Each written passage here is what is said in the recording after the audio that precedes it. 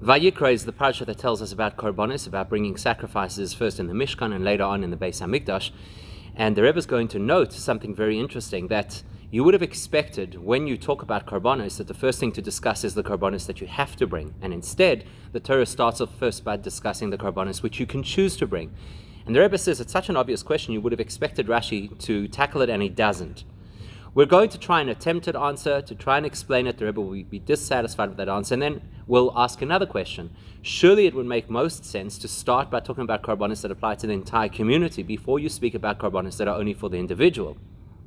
And once we examine that, we're going to look at the context and understand that this is at a specific time in history when these halachas were given, and it's just before the inauguration of the Mishkan, and that helps us to understand what would be the most immediate need of the community. But more importantly, it's going to teach us a very important principle, not only about Carbonies, but about Judaism in general, and that is the value of intention. In the order of the Carbonies as they are explained in our parsha, you'll notice that at the beginning of Vayikra we first speak about the Carbonies under the class of Oila, Mincha, and Shlomim, all of which are voluntary Carbonies. You can choose to bring those Carbonies. And then, Rashi points this out straight away, because the language is a person ki yakriv. Should he bring a sacrifice? Says Rashi, that means ke she yakriv, when a person chooses to bring a sacrifice. But Carbonies nedava diber ha'inyan, and he says the parsha is clearly talking about voluntary sacrifices. Then later in the parsha we'll talk about chatas and asham, which are required Carbonies. So and that doesn't make any sense. Our question is not on Rashi. Rashi makes sense. He's reading the words of the pasuk, and those words lend themselves to the idea that it's ki yakriv. Should you choose to bring a korban? Our question is directed at the actual pasukim themselves. Why? Why did the Torah first start by talking about voluntary Carbonies? Don't you think logically, isn't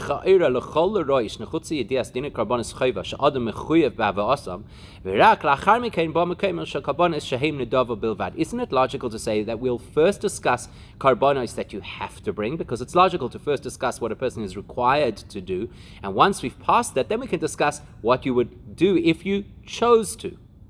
And seeing as this is a question which relates to the simple understanding of the psukim, you would have expected Rashi to address it, and he doesn't. The fact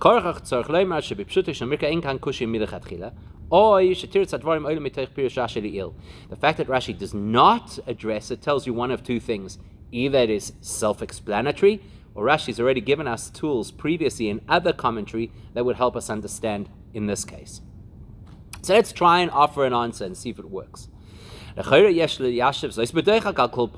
one suggestion, even though it will be quite a forced answer, would be al pi pirish Rashi ala pasuk. Remember, one of the ways that we try and explain things is let's look at what Rashi has explained in other commentary. Maybe it will help us. So look at what Rashi says on the words v'nirtza loy lechaper olav, that the korban will be accepted to atone for the person. We're talking about the korban oila. Says Rashi v'nirtza loy amahu meratzech. What is it exactly that this korban oila is kind of being accepted for? Almost as if to appease Hashem. Al-asay va'al-lav shenitek la-asay. So he explains that the korban oila could be brought when a person missed the opportunity to do a positive mitzvah, or where there was a negative mitzvah with a positive mitzvah attached to it. So for example, there's a prohibition against stealing, which then has a positive mitzvah attached to it, which is to repay what one has stolen. So the Kloimer, it sounds like Rashi's saying, sure, a korban oila is not something you have to bring, because you can just do the mitzvah and then you don't have to bring the korban oila. But because the context behind which a person would bring a korban oila, or certain of the korbanos oila, would be because something needed to be appeased with Hashem, so then the person removes from themselves some kind of a consequence. So maybe we can say that an oila is a kind of obligatory korban. It's not exactly obligatory, but because it's there to remove the stain of something that a person missed out on doing, so it's kind of obligatory, and maybe we did start with an obligatory korban. And if that's the case, then we can understand the order. We first start with a carbon oil, then we talk about a chatas, then we talk about an asham. Why?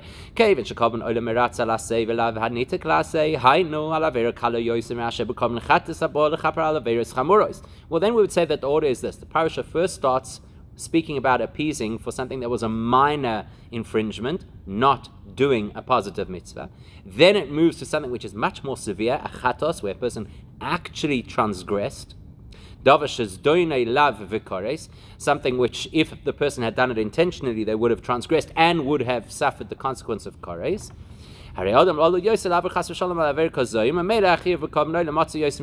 So obviously you understand that an oila, because it's a lesser avera, is more common. So that comes first. First, let's talk about the oila, because that's something that people would do less frequently. Then we'll talk about chatas, because that addresses really serious transgressions. And we call mokem chatas kidemes le'asham lefisha chatas bal kama v'chama averos v'ilu ha'asham. And then the order would be, let's first talk about a carbon chatas before carbon asham, because a carbon chatas applies to a large range of averos. In other words, it's also more common that a person would bring a carbon chatas than a carbon asham, which only applies to a limited category of behaviors. Okay, so maybe that's what it is. Maybe we really did start with a story of a chiyuv, the carbon oila. But the Rebbe is really dissatisfied with that suggestion. If we're going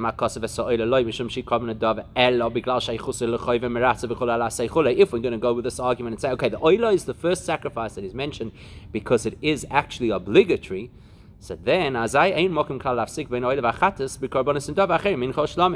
logically, why do we start talking about an obligatory carbon, the oila, then we pause and discuss voluntary carbonies, the mincha and the shlamim, and then we go back to obligatory carbonies, the chatas and the asham? That doesn't make sense. And therefore it's inescapable that the Torah deliberately first spoke about voluntary carbonies and only afterwards addressed carbonies that are obligatory. And the real reason why the oila is the first sacrifice mentioned is not because it has an element of obligation, it's because it is a carbon nadava, a voluntary carbon, and somehow that's what the Torah wants us to learn about first. So we're back to square one. Why? Why start with carbonis nadava? Which raises another question. Before we can understand the answer to this, we have to raise another perplexing detail about how the Carbonies are taught.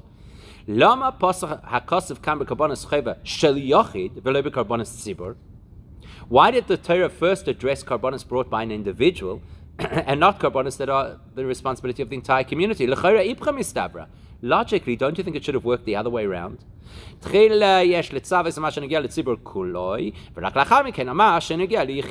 it logical to first address an issue that applies to everybody before you address an issue that will only apply to individuals if the circumstances are such that they have to bring such a carbon? So, similar question, right? Now, again, we'll attempt an answer and we'll say, most communal sacrifices are time bound. They're special for Shabbos, the Musaf, or for Yom Tov, or for Rosh Chodesh. Whereas a personal carbon you could bring pretty much any time. But maybe that's the reason why the parasha started off first speaking about individual carbonis, because they are more frequently brought. Are you going to ask, but there is the Tamid offering, which is a communal offering, and it's brought daily, twice a day. Surely it should be mentioned first. It was. It was already mentioned in Parshas Tetzaveh. So maybe that's the logic. Let's talk about frequency of carbonos. So those that can be brought daily, Tamid is mentioned first, then the Yachid, which could be brought just about any day, is mentioned next, and then Carbonis Tzibur, which on special occasions would follow. Okay, let's accept that. Let's say that is in fact the case, and that's why the Torah wanted to first describe carbonos that an individual brings and then the community. However, ועדיין תמו ותיימה בוי, למה לא נזכר דין קורבנות ציבור כלל בפרשת ויקרא בפרשת צו, אלא רק בפרשת אחרי אמר ויקרא בפרשת פנחס. Fine, okay, so let's say that you have that logical reason, and the Carbonies of the community should be delayed because these are things that are only going to be brought at special times. Fine, so let's talk about it, at least in this parasha. If not this parasha, the next parasha. We're going to wait a long time. We're going to wait till Parshas Achrei Mos, and then Emor, and eventually in Parshas Pinchas, which is a long way away before we get into these details. Why such a big gap? So the explanation will hinge on the following.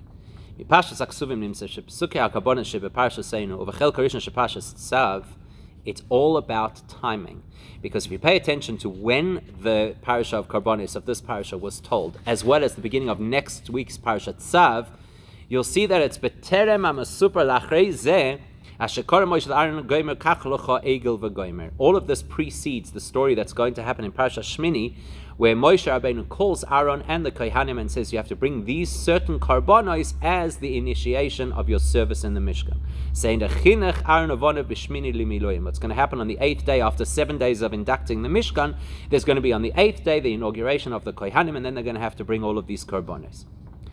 ואם כן, מובן בפשטס, ההכרח לצוות על דיני האלה וכולי, שכן ארון אבונה ויצריכים לדעת דינים של קורבנות אלו כדי שיוכלו להקריב בשמיני למילואים. So now, if you realize that we're in Vayikra and next week we'll be in Tzav, and what follows straight afterwards is Parsha Shmini, where Aaron and his family are told to prepare themselves as Kohanim, and they're going to have to bring Carbonies, which include oilos. Well, then it makes sense. Now we've got to explain how an oilo works. Otherwise, how's Aaron going to know what he's supposed to do when it's time to inaugurate the Kohanim?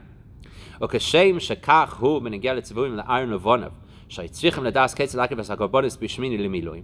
Now, in the same way as Aaron and his sons obviously had to have the relevant information to know how to bring their respective Carbonies at the time of the inauguration of the Mishkan and the Kohanim, כן הדוב בנגיע לציבורים שפרשת ויקרא וצו לכל ישראל. So by extension, we also had to give information to the entire Jewish population.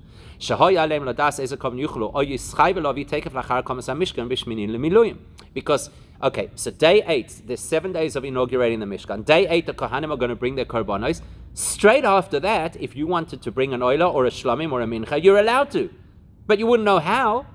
So therefore, it's logical that we had to get all of that information in place before we arrive at the inauguration of the Mishkan, so we can hit the ground running and we can start to process Carbonies from the first available opportunity.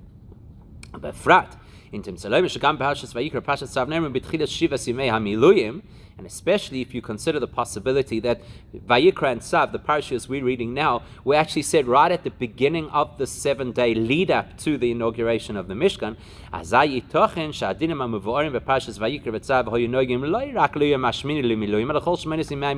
actually possible that some of these Carbonies would have come into play already before the Aaron and his sons were up for the job of being the Kohanim.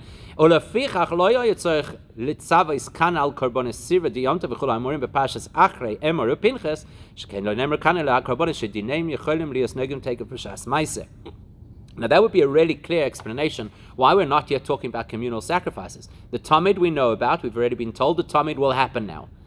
And what else do we need to know? What individuals can bring, both the Kohanim and any other individual who'd like to volunteer a korban, or even who's chayav to bring a korban in the case of an oila. So all of that we have to know. The Carbonies tzibur, that's coming much later. We don't need to know that immediately. We've got time. We can deal with it afterwards. Now, if you know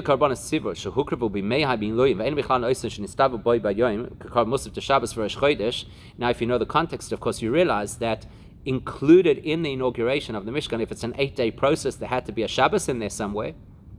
And if we know that it's at the time of Rosh Chodesh Nisan is Shmini L'Miluim, so you know there's a Rosh Chodesh in there. So obviously there were those communal sacrifices that they had to bring, and people had to know how to bring them. But we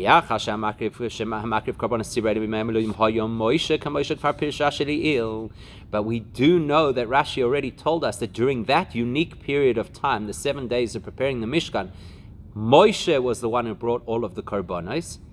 Ein kol hechech lahiras lechol b'nei Yisrael kascholas aparasha daber el b'nei Yisrael es dinei karbones elu. There's no need to teach these halachas to the whole Jewish community. Moshe has to know these halachas because he's the one who's going to perform the rites of Kohen at that time. So he needed to know the things. And he surely knew them. Moshe clearly knew which Carbonies had to be brought and how they had to be brought. So it doesn't have to yet be an announcement to the entire community. In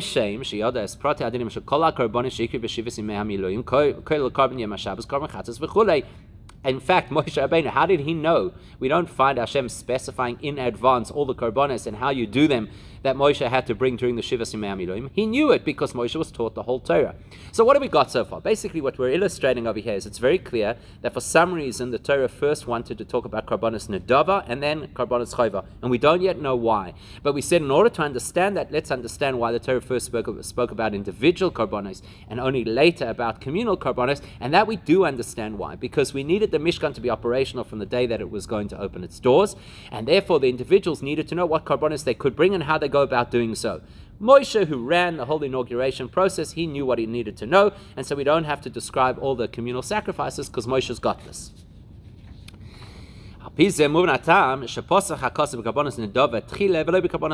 Using the same logic, we can apply this to why the Torah first spoke about voluntary Carbonies before it spoke about required Carbonies. Let's remember the context. What time is this? This is the time of the initiation of the Mishkan.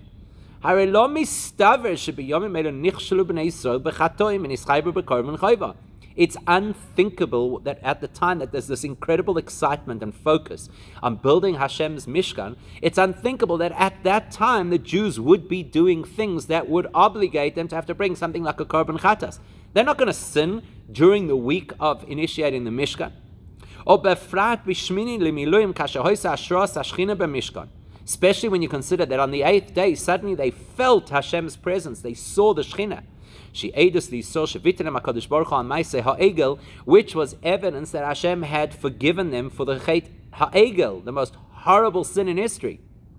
So it's quite unthinkable that in that context these people would then sin and have to bring Carbonies. On the other hand,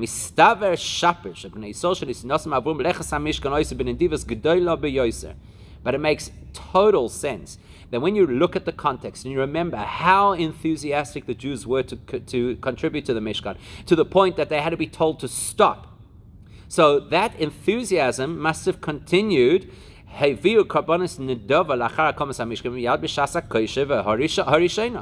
So the same enthusiasm would have propelled them to want to bring voluntary Carbonies at the first opportunity. So it's completely logical. We don't have to talk about sin offerings now because the people are not sinning. We do have to talk about voluntary Carbonies now because we know how enthusiastic these people are for the Mishkan, and they're going to be banging the door down to say we want to bring Carbonies. Nemru b'kosev tchila Carbonies shalol b'korav adavar sheyavu b'mei hamiluim Carbonies nedava v'rak lachar mikein dina Carbonies chova, and therefore it's absolutely clear to us why the Torah does the presentation in the order that it does. First, we talk about Carbonies nedava because that's where the people were at. That was on their mind. That's what they cared about. They wanted to participate. Gets mentioned first. Sin offerings we'll deal with later when the excitement wears off and people start to misbehave again. Now that's the explanation on Pshat level. The rest of the Sikha, we'll look at it in terms of a more spiritual perspective and a lesson for us. So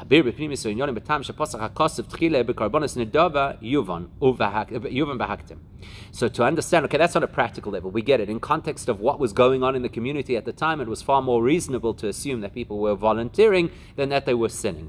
So what's the spiritual reason why the Torah Dafka spoke first about Nedava before it spoke about responsibility? We do know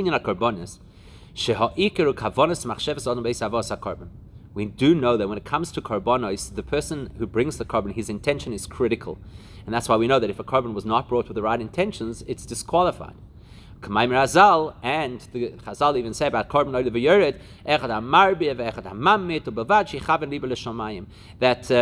you see that Hashem uses the same terminology about a person who brings a beautiful animal as a carbon, or a poor man who brings a bit of flour as a carbon. That it doesn't matter the quantity of what a person brings, or as long as that person has focused their heart and intention on serving Hashem, that's what counts, and that's actually what makes the carbon into a carbon. Even those Carbonies that come as an atonement, a key component is the person's intention to atone. As we see, it's very beautiful when you see the Ramban tells you exactly what the person was meant to think when they brought their carbon chatas. The person is supposed to think that they had sinned against Hashem physically and spiritually. And the person deserves, God forbid, chas v'shalom, to die and to be burnt. Except that Hashem is incredibly kind and allowed us a substitute. The person has to intend, says the Ramban, that this animal is dying, so I shouldn't have to die. And this animal's blood is in lieu of my blood. And that's actually how the atonement happens, not by magically putting an animal onto the Mizbeach, but by going through the realization of how serious my misbehavior was.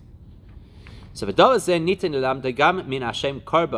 fact, this idea of kavana, the intention that has to accompany a carbon, is actually expressed in the word carbon as well. We know that the word carbon comes from the same root as the word to come close. Which means that the purpose of Carbonies is to bring us with all of our faculties and all of our abilities closer to Hashem. That's the goal of Carbonies. Now that should raise a question for us. If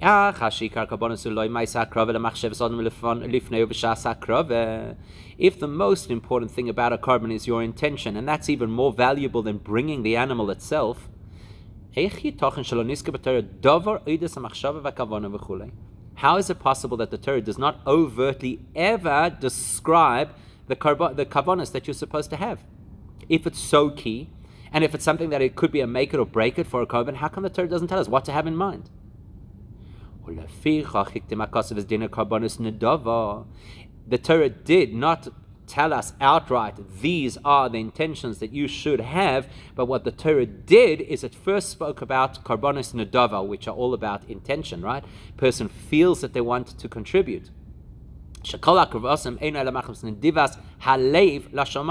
only reason a person would bring a carbon Nedava is because they want to connect, they want to have a relationship with Hashem. The fact that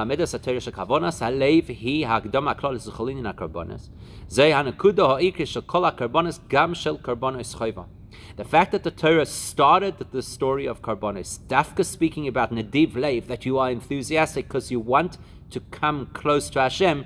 In doing that, the Torah has shown us this is what Carbonies is all about. Even those that you are obligated to bring, the real kavanah should be, I want to connect to Hashem. This is also interesting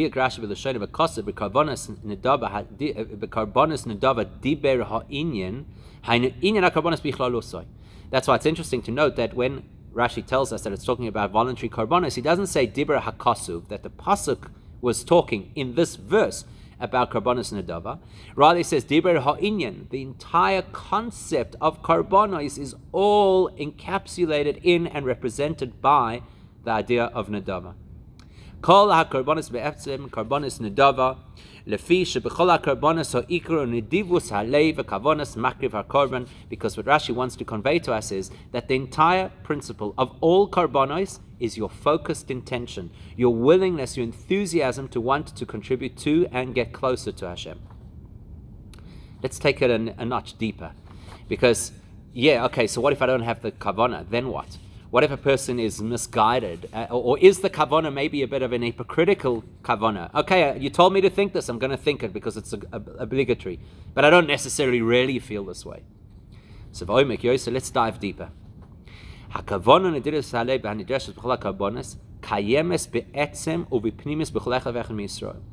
intention that is required for Carbonies, that I want to come close to Hashem, and this is a means to do so, is actually inherent to every single one of us. Because what Rashi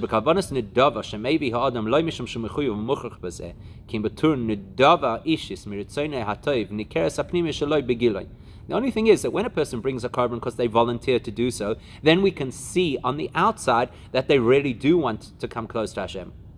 Whereas when a person brings a carbon because they're obliged to, we don't know that deep inside them it's actually what they want.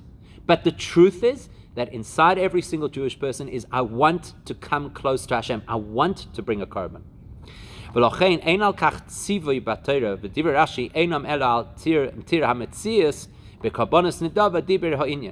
that's the real reason why the Torah doesn't have to tell me to have the intention to come close to Hashem. And Rashi tells me that this is the whole theme of the entire thing, because it's taken for granted, it's expected. We know that this is what happens. When you bring a carbon, you're expressing a deep-seated wish to connect.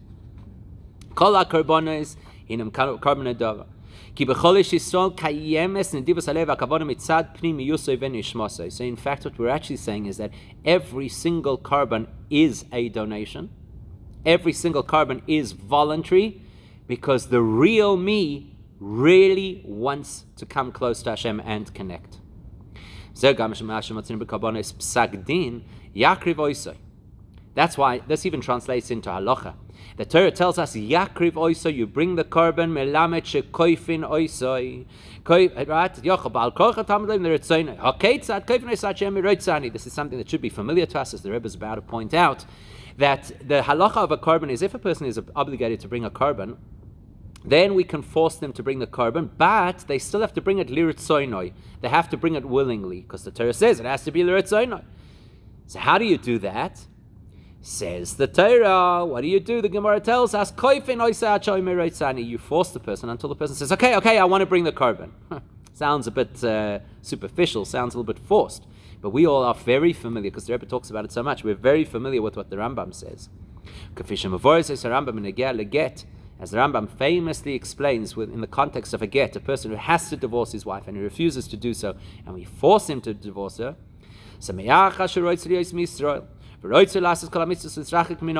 because the nature of a Jewish person is every Jew wants to be Jewish, and every Jew wants to do all of the mitzvahs and to avoid all of the averos. So why is this person not behaving according to the way that they should? Because the Yetzer Hara got the better of them.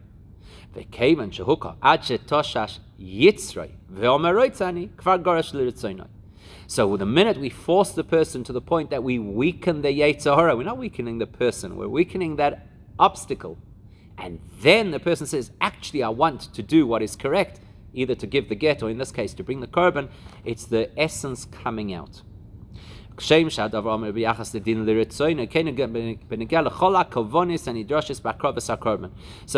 halacha tells us that it's with regards to the action. If the action is required, if the person needs to bring the carbon and they need to bring it willingly, we can extract that willingness with a bit of external pressure. The truth is, if the carbon is supposed to be accompanied by an intention, that intention is also inside the person, maybe needs to be extracted, but it's inside the person, just like the willingness to do what the Torah requires. In fact,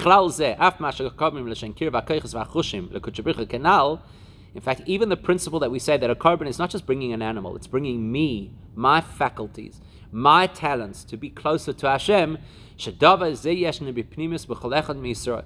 That wish that my talents should be directed to do what Hashem wants, that my faculties should be used for what Hashem wants, that's part and parcel of who I am. Yes, you may have to help a person to realize what lies inside of themselves, but we're not teaching something foreign to the person. The notion of I want to be committed to Hashem is inherent to the Jewish person. Like the famous expression of the Alter Rebbe,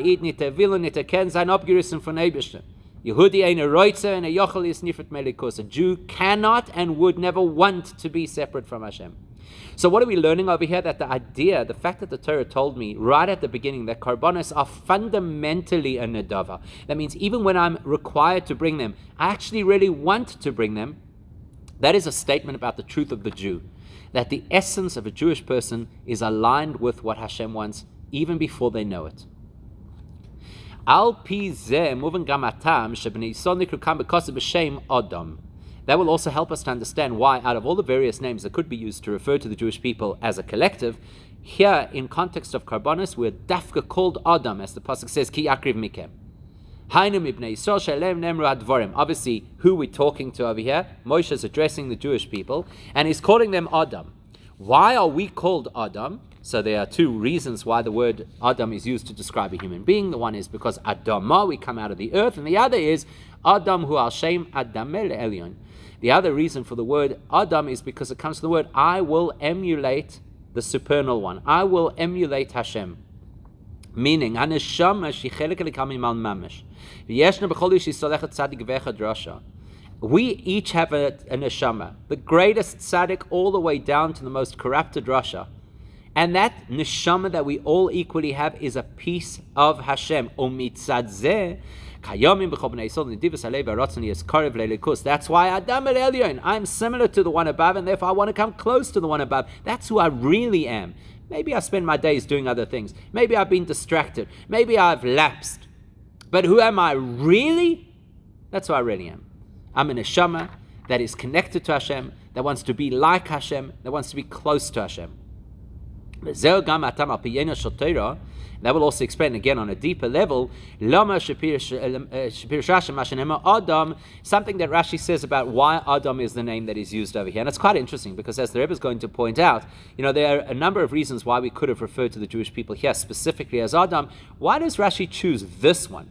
What does Rashi say? Why does it say Adam? Lama nemar ma Adam harishon lo hikriv min hagezel shakol lo yeshaloi afatem lo sakriv min hagezel.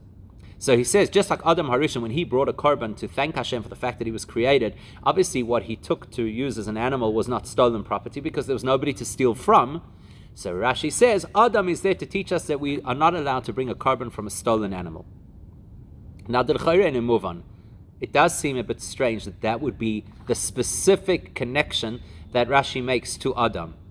Matzini bi Gemara, shagezel nismad min ha'amur mikem. The Gemara, commenting on the same pasuk, teaching me that I may not use a stolen animal as a korban, learns it from a different word in the pasuk. Mikem, it's got to be yours. It says, Adam ki yakriv mikem. Right? A person who will bring a korban from what is yours. So v'lama nokat Rashi, shemut gezel huloi min ateva Adam shuremes b'vad ma'adam harishon chulei. So why does Rashi go for a less obvious teaching? How do I know that I shouldn't steal? Because the Torah says Adam, and Adam couldn't have stolen because he had everything.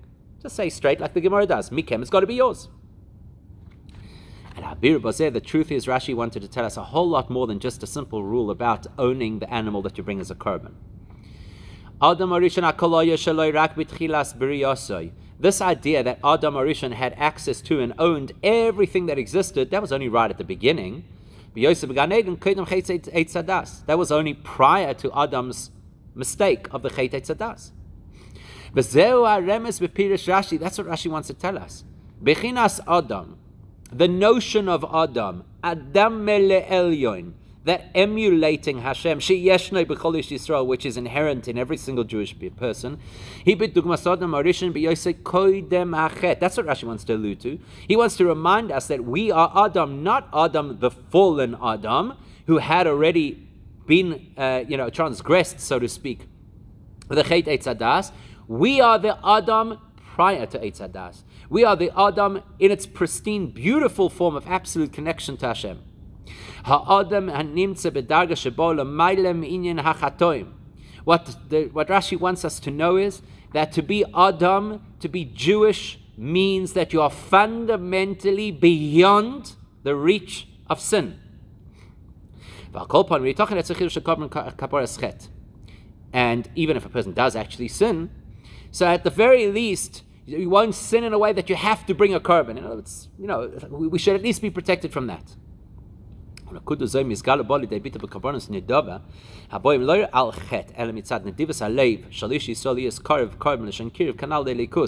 and this idea that we are fundamentally, that's not to say we don't sin. We are fundamentally beyond sin.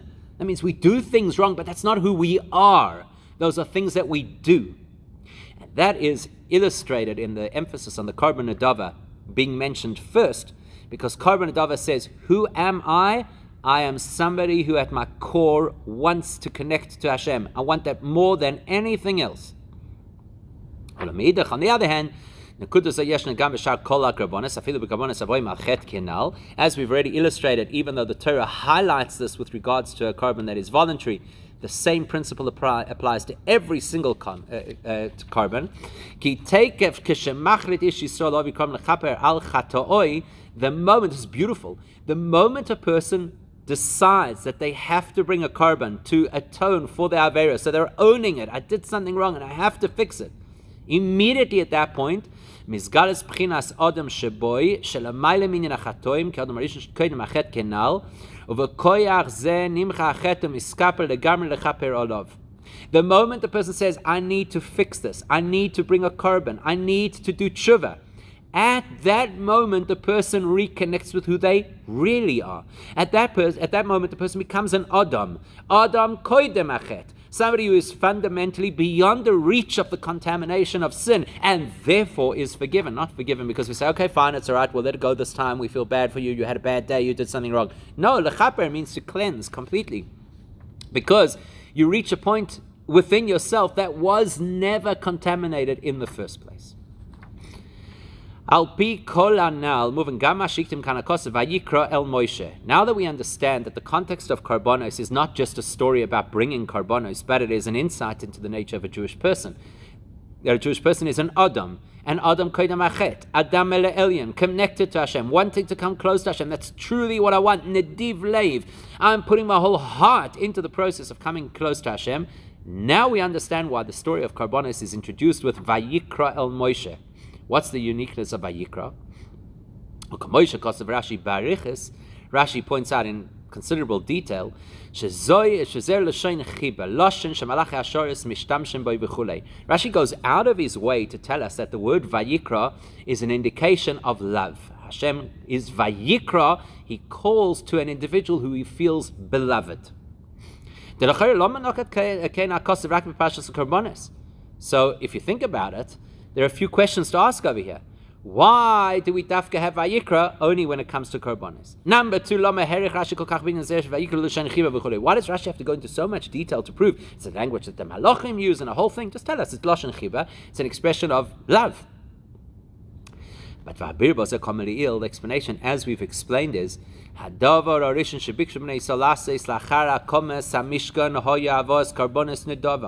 as we said right at the beginning of the Sikha, when we contextualized the timeline, we recognized that as soon as the Mishkan was ready, the Jews came running. We want to contribute. We want to bring Carbonies that we don't have to bring. That shows you that to the Jews, the Mishkan was beloved. And as Shlomo HaMelech says, the face we show is always reflected back at us, particularly from Hashem. So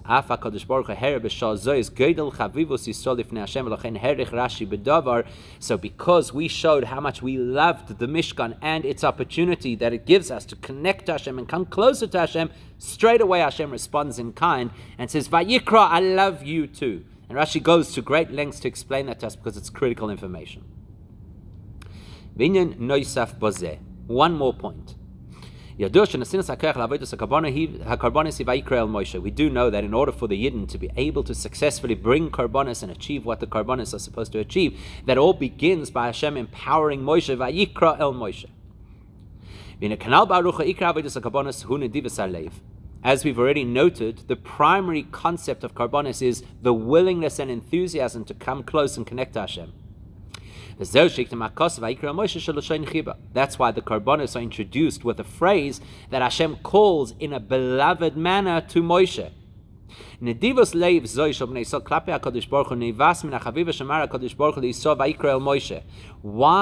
Jews feel such a warmth towards Hashem, such an enthusiasm to do what Hashem wants?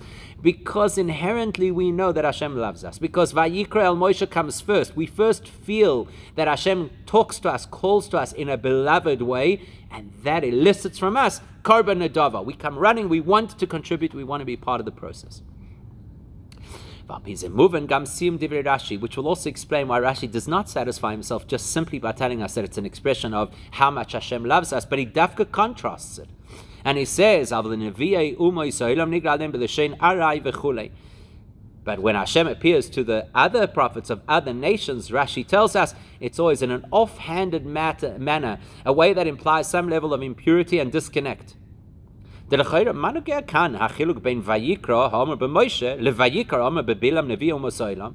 Surely this is not the right place to make a comparison between how Hashem calls Moshe, who's our ultimate prophet, and lahavdil, how he calls Bilam with the word Vayikra from the word keri, which is something impure and happenstance. Why are you talking about it here? Talk about it in Parshas Balak. But that's exactly what Rashi wants to do. He wants to highlight this point. The fact that every single Jew on the inside has this incredibly enthusiastic motivation to connect to Hashem, in spite of how this Jew may appear on the outside. That is that expresses the fundamental difference between Jews and the rest of the world. The nature of a Jew is that the core essence of a Jew is good and holy.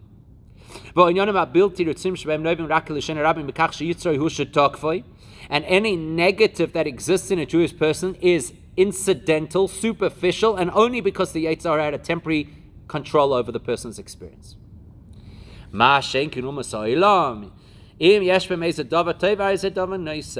But when we talk about the rest of the world, the goodness of the rest of the world is an add-on. It's something that has been superimposed onto the reality. It's not inherent to who they are. And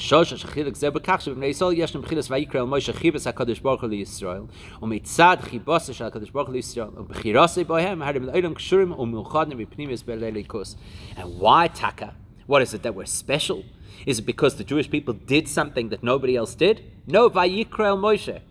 It's because Hashem turns to us with this incredible loving calling. Please, I want to connect.